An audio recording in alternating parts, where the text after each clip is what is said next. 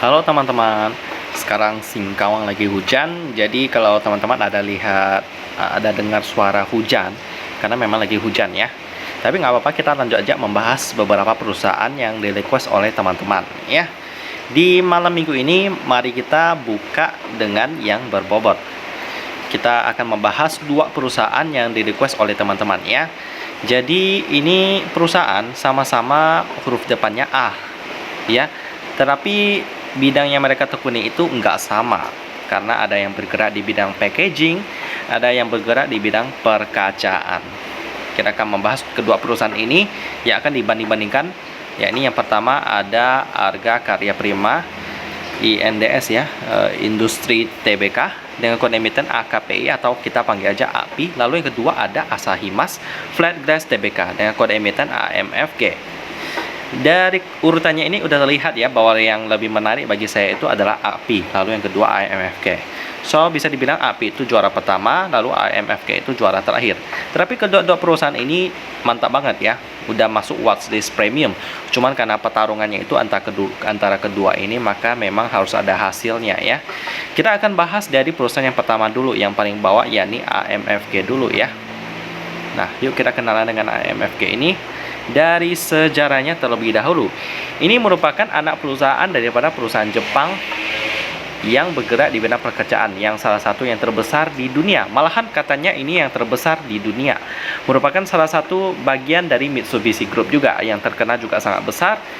Mitsubishi Group itu merupakan pemilik daripada bank dengan aset terbesar di Jepang juga ya, yang juga memegang Bank Danamon. Jadi AMFG ini juga punya hubungan dekat sih dengan Bank Danamon. Ya, jadi bisa bilang saudaraan. Selanjutnya kita lihat dulu sejarah AMFG ini ya. Asahi Glass Co. Limited, produsen kaca terkemuka di dunia, didirikan oleh Mr. Iwasaki Toshiya yang pada akhirnya memutuskan untuk mengambil tantangan produksi kaca data domestik di awal 1900 ya. Pencarian dimulai dengan sebuah situs pabrik baru, bisa menawarkan transportasi air yang nyaman dan ruang untuk berkembang.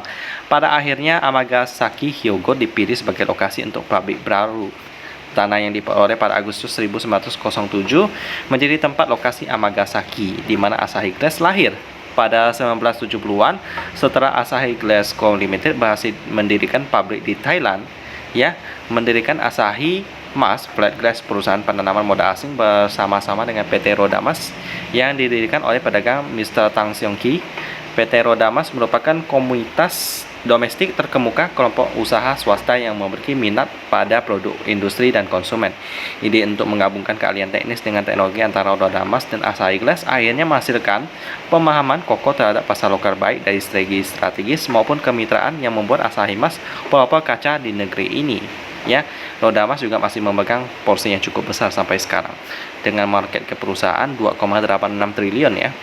Asahi Mas memulai produksi manufaktur kaca pada bulan April 73 dari kaca bening sederhana yang diproduksi menggunakan proses full court tradisional.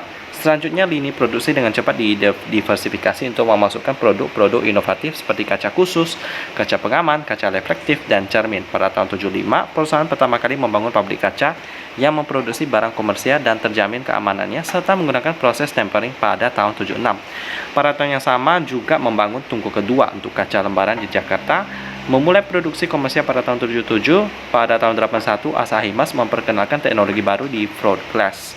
Tungku ketiganya di Jakarta merupakan teknologi float pertama perusahaan. Sementara itu Asahi Mas menutup tungku yang kedua dengan menggunakan proses full court pada tahun 83. Pada tahun 85 juga memulai pembangunan tungku keempat ya, float line kedua di pabrik Surabaya, yang kemudian memulai produksi komersial pada tahun 87. Perusahaan kemudian membangun tungku kelima. Wow, lalu tungku ke-6 juga pada tahun 90 dan 96, yang mulai beroperasi secara komersial pada tahun 93 dan 97. Tungku-tungku resmi berlokasi di Jakarta. Sedangkan yang terakhir berada di Surabaya. Tahun 85 merupakan tahun yang penting dalam pembangunan produksi kaca pengaman melalui teknologi laminating kaca pengaman baru. Sebagai tindak lanjut dari teknologi baru ini, memulai konstruksi saluran produksi laminating kaca baru pada tahun 94 bersamaan dengan proses penutupan tungku pertama yang masih menggunakan proses boykot ya. Jadi teknologinya udah lama, jadi harus ditutup.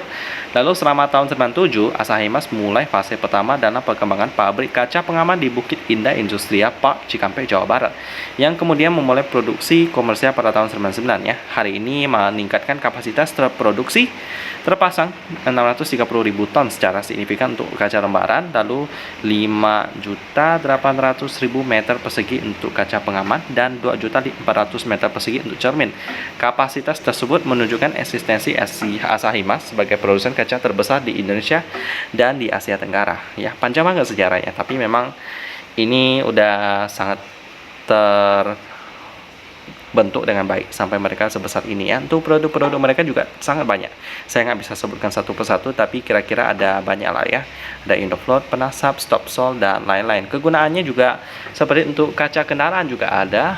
Lalu untuk kaca lainnya juga ada ya. Contohnya Indofloat, kaca clear dengan transparansi dan transmitasi yang luar biasa.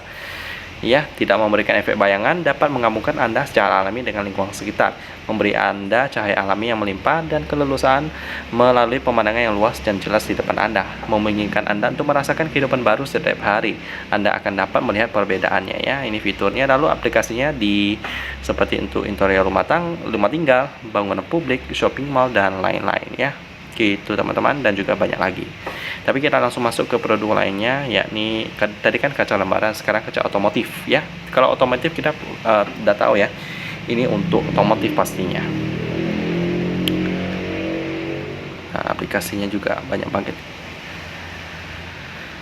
Kaca otomotif produk ya, pengetahuan produk juga ada, katalog produk juga ada di sini ya.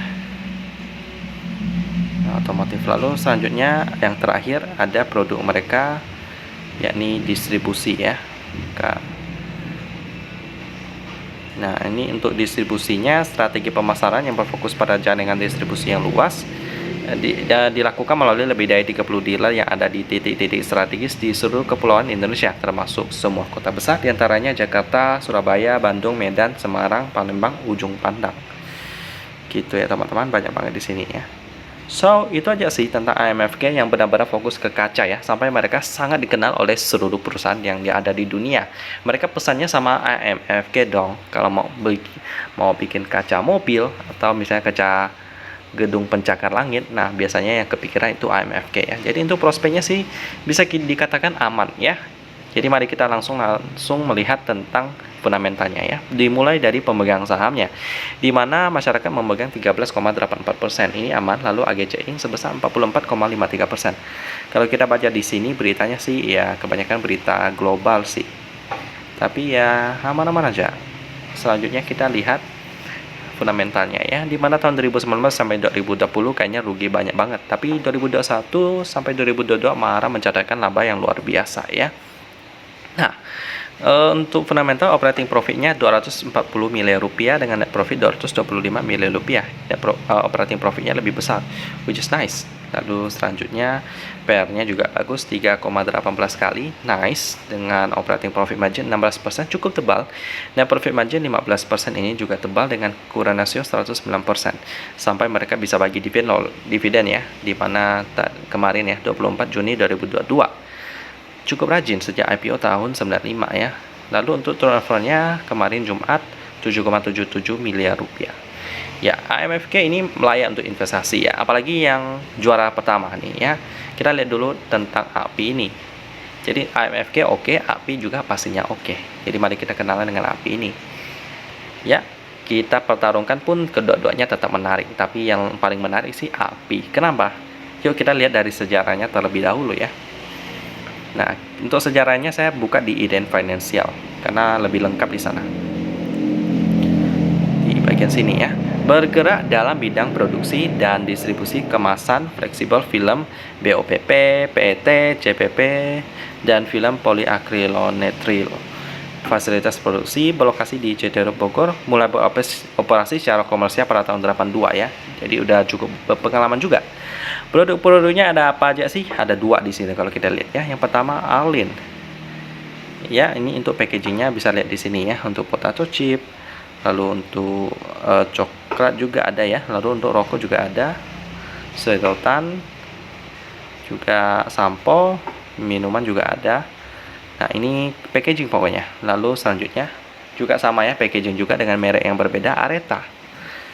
Ya, ini untuk bahan-bahannya juga berbeda dikit sih. Nah, gitu teman-teman. Bergerak di bidang konsumen ini sih ya bisa dibilang juga aman-aman aja ya, terbukti dari kinerjanya sih ya, yang selalu laba sih. Market cap-nya juga cukup tinggi, 1 triliun rupiah. Jadi mari kita lihat pemegang sahamnya di mana various atau bisa dibilang masyarakat lah. Ya, bisa dibilang masyarakat 21%. Ini sih aman. Lalu selanjutnya PT Tiara Inti Mahkota sebesar 35%. Kalau kita baca di sini sih jarang ya beritanya. Ini pun berita kayaknya nggak ada sangkut pautnya sih. Pembuluh harta amatir temukan mahkota 38,9 miliar rupiah. Itu udah pasti bukan berita tentang API sih. Jadi bisa dibilang ya skip aja karena nggak ada beritanya. Untuk laporan keuangannya juga ada update kuartal pertama tahun 2022. Jadi ya bagus ya, kita coba baca dulu. Operating profit 61 miliar rupiah dengan net profit 120 miliar rupiah. Ini net profitnya lebih besar. Ini menjadi nilai minus sih untuk API, tapi kenapa tetap juara satu? Karena PR-nya 2,08 kali. Ini murah banget dibandingkan dengan AMFK yang 3 komaan. API ini lebih murah. Jadi itulah kenapa saya lebih memberi API ya. Tapi dua-duanya juga cukup oke. Jadi diversifikasi kedua-duanya aja. Operating profit margin daripada API 7,3%, ini masih kalah dengan net profit margin 14%. Ini yang cukup tinggi ya. Lalu selanjutnya dengan akuran rasio 122%. Bagus, apa mereka bisa bagi dividen sejak IPO tahun 92. Ya, untuk untuk dividen tahun ini 2022 kemungkinan ada ya, karena labanya cukup besar, jadi semoga bisa. Dengan turnover kemarin 104 juta rupiah, cukup sepi meskipun market cap-nya 1 triliun dan porsi masyarakatnya cukup gede. Transaksinya cukup sepi sih. Kemungkinan sih yang memegang saham daripada porsi publik itu kebanyakan pemain-pemain besar ya. Jadi ya jumlah pemegang sahamnya pun cukup sedikit. Cuman pada 31 Mei 2022 pemegang sahamnya itu ada 701 orang saja. Ya, jadi bisa dibilang cukup sedikit ya dibandingkan dengan AMFK yang pemegang sahamnya cukup banyak ya, 1421. Jadi bedanya cukup banyak ya, setengahnya. So itulah kenapa API cukup sepi. Tapi untuk fundamentalnya sih saya lebih memberi API sih. Tapi bukan berarti AMFK harus dilupakan. Kalau saya sih lebih memberi diversifikasi kedua-duanya sih ya. Jadi ya kedua perusahaan ini sih oke sih. Jadi saya ingatkan, lakukan diversifikasi dan pakai uang dingin biar investasinya aman dan nyaman. Ya, jadi kedua-duanya oke. Demikian pembahasan tentang API dan AMFK, perusahaan yang masuk ke dalam watchlist premium saya yang cukup menarik, bahkan sangat menarik. Dan kita ketemu lagi di video selanjutnya.